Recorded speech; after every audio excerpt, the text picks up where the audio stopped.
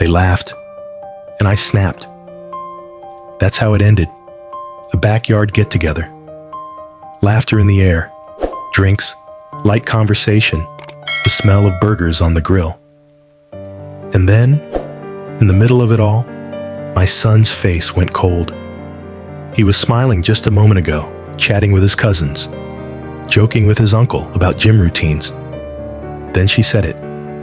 Kathy, my wife's old friend, maybe mid-40s, maybe closer to 50.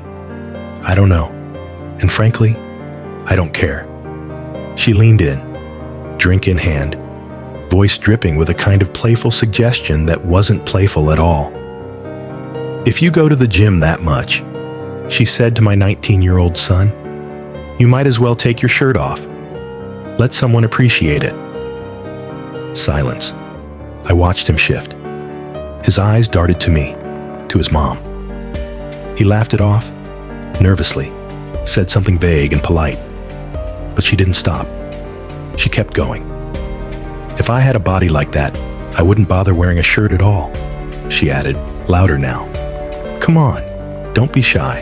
And still, he tried to deflect, shrugged, changed the subject, but it was like she didn't hear a word.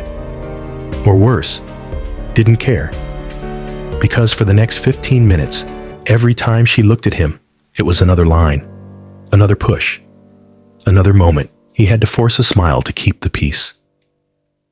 And let me tell you, I saw something change in him that night. He didn't just get uncomfortable. He got small. This 6-foot-tall young man, who I'd watched grow from a boy into someone I deeply admire, looked like he wanted to disappear into the floorboards of our deck.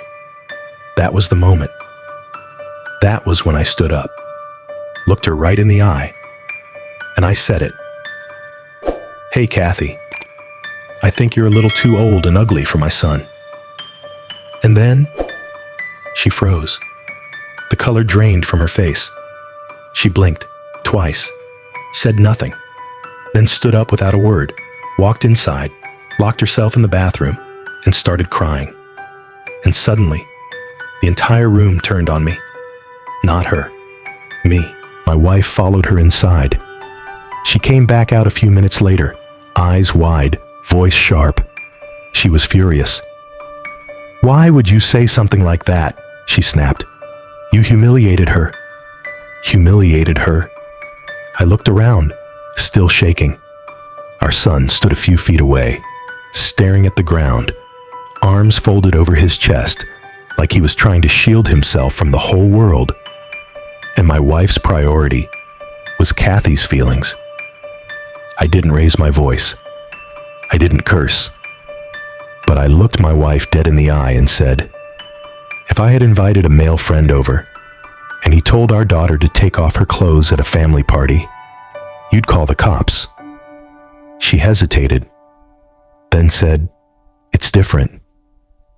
Different. That word echoed through my head for the rest of the night.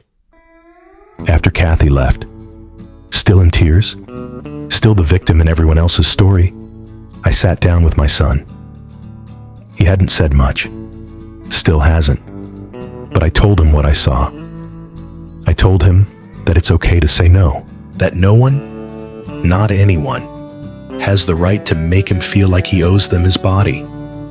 Not for a compliment, not for a joke, not even for the sake of politeness. I told him I was proud of him for handling it calmly, and I told him I was sorry I didn't step in sooner.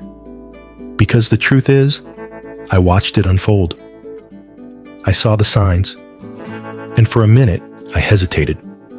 I second-guessed myself, wondered if I was overreacting, wondered if maybe I should just let it slide, keep the peace.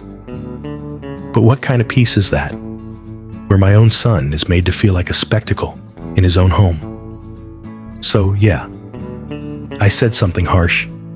I said something I meant. Maybe I could have chosen different words. Maybe I could have softened the blow. But if it had been a man saying those things to my daughter, I wouldn't have stopped at ugly. And here's what gets to me most. Kathy's not some clueless teenager. She's a grown woman, a professional, works a corporate job. She's had HR training. She knows the rules, knows what it means to cross a line. But she did it anyway, repeatedly, because she thought she could. Because we live in a world where a young man's discomfort is still seen as less real, where boys are told to suck it up, be flattered, take the compliment, and where women like Kathy are seen as harmless, no matter how many times they push or leer or ask to see your son's body for their own amusement. Let me ask you this. If he had taken off his shirt and she had clapped or whistled or made some crude remark, would anyone have stopped her? Would anyone have told her to sit down? Or would they have just laughed? Let me be clear. I wasn't trying to teach Kathy a lesson. I was protecting my son. I said what I needed to say to make her stop, because please stop wasn't working. And frankly, if that's what it took to get through to her, if that's what it took to make her see that what she was doing was disgusting, then I don't regret it. But still, I can't help but wonder, was I too harsh? Was I wrong to go for her looks, to hit where it hurt? Should I have taken a softer route? Said she had too much to drink? Changed the subject? Asked her to step away? Would that have stopped her? Would it have made my son feel any safer? Or would it have just let her keep going? So now I'm stuck with the fallout. My wife is still angry. Says I ruined the night. Says I embarrassed her friend. But I'm not embarrassed. Because I will not apologize for making sure my son knows, in no uncertain terms, that his body is not up for debate, not on display, not anyone's business. He's 19. Yes, legally an adult, but still figuring out how to navigate power dynamics, how to assert boundaries, especially with people older than him, people he's taught to respect. It wasn't just about what Kathy said. It was about the message it sent, that he should tolerate it, smile through it, keep the peace. That's the message I refuse to reinforce. So, am I the asshole? Was I wrong to say what I said in the moment with my son looking for someone, anyone, to make it stop? Was I wrong to remind Kathy that being older doesn't entitle you to cross someone's boundaries? That calling it flirting doesn't make it cute? Was I wrong to care more about my son's comfort than her feelings? Because from where I'm standing, the only person who should be crying is the one who had to sit there for an hour while grown adults stood by and let him be harassed. And that person isn't Kathy. It's my son. So no, I don't regret saying what I said, but I do regret not saying it sooner. So, what would you have done? Would you have waited? Would you have spoken gently? Or would you have snapped, like I did? Because at the end of the day, someone had to. This story hits deep, not because it's rare, but because it's far too common. We like to believe that boundaries are universal. That discomfort speaks loudly, and people will listen. But when gender roles flip, when it's a young man being objectified by an older woman, society suddenly puts the brakes on outrage. Why? Because we still live in a world that teaches boys to take it. That tells men to feel lucky for being sexualized.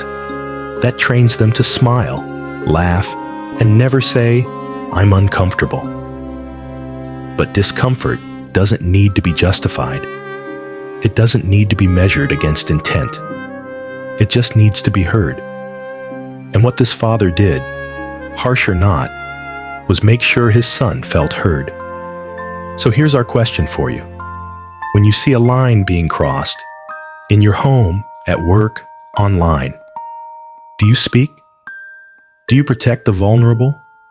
even if it means making things uncomfortable? Because silence is easy, but safety? Safety takes courage. Let us know in the comments. Was the father justified in what he said? How would you have responded? This is AITA Story Vault, where the lines between right and wrong aren't always clear, but the truth always matters. Thanks for listening.